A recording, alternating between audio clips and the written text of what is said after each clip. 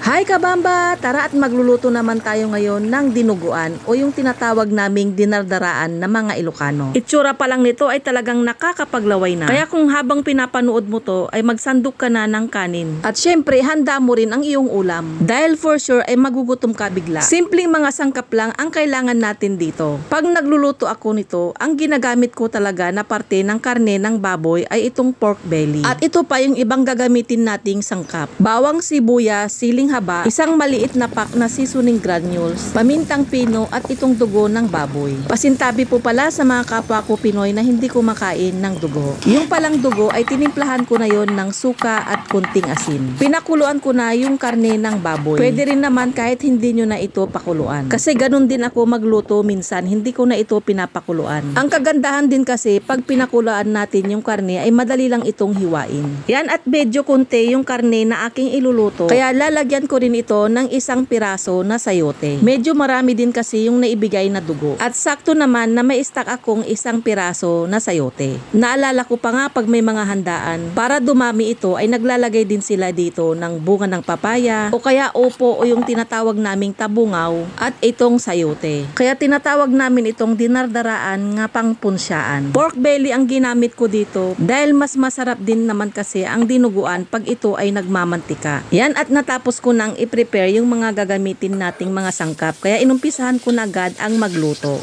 Kaya naglagay na ako ng mantika dito sa aking mainit na kawali. Dahil gigisa natin dito yung ating bawang at sibuyas. After nito ay nilagay ko na rin dito yung aking ginayat na napakuluan na karne. Igigisa ko to hanggang ito ay mag light brown or hanggang maglabas na ito ng sariling mantika. Nilagay ko na dito yung isang maliit na pakete ng seasoning granules at itong pinong paminta. Familiar din kayo siguro sa lutuin na bagisan. Lalo na yung mga kapwa ko Ilocano dyan. Ganito rin yung pagluluto ng bagisan. Ang pagkakaiba lang ay laman loob ng baboy yung ginagamit na karne. Yung tinatawag naming bagis na mga Ilocano. Yun ay yung intestine ng baboy. Kaya kung isa ka rin na mataas ang iyong uric acid sa dugo, mas maganda na lang na karne ng baboy ang iyong gamitin. Yun na-share ko lang naman kabamba. Pagkagisa ko na pala dito sa karne ay nilagay ko na rin dito yung ating ginayat na sayote. Ginisa ko lang naman ito ng saglit tsaka ko naman nilagyan ng kunting patis pampalasa. Pwede naman kahit asin ang inyong ilagay. Pagkagisa ko naman dito sa ating sayote, yan at isusunod ko na ring ilagay dito yung dugo ng baboy. Uulitin ko lang ulit kabamba, yan ay tinimplahan ko na ito ng suka at kunting asin. Sukang tuba pala yung aking nilagay at first time kong gumamit nito. Masarap din pala ito kabamba. Sing-asim din ito ng sukang tubo. Pagkabuhos nyo pala dito sa suka, ay diretso lang dapat ang paghalo nyo dito para hindi magbuo-buo yung nilagay nyo yung dugo. Ang masarap na timpla ng dinuguan para sa akin ay yung nag-aagaw yung asin at alat nito.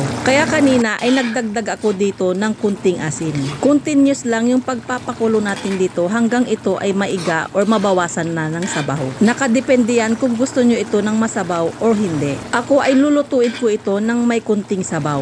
Yung bang malapot-lapot ito at nagmamantika na. At ang panghuli ko palang nilagay dito ay yung kukumpleto dito sa ating dinuguan. Itong ating siling haba. Tiyak mapapakain ka na naman ng maraming kanin pag ganitong klase ang ulam. At syempre, ang isang masarap din na partner nito ay yung puto. Yan na kabamba, ready to serve na yung ating dinuguan o yung tinatawag naming dinardaraan. So ano pang hinihintay mo kabamba? Tara at samahan mo ulit akong kumain. Thank you for watching kabamba!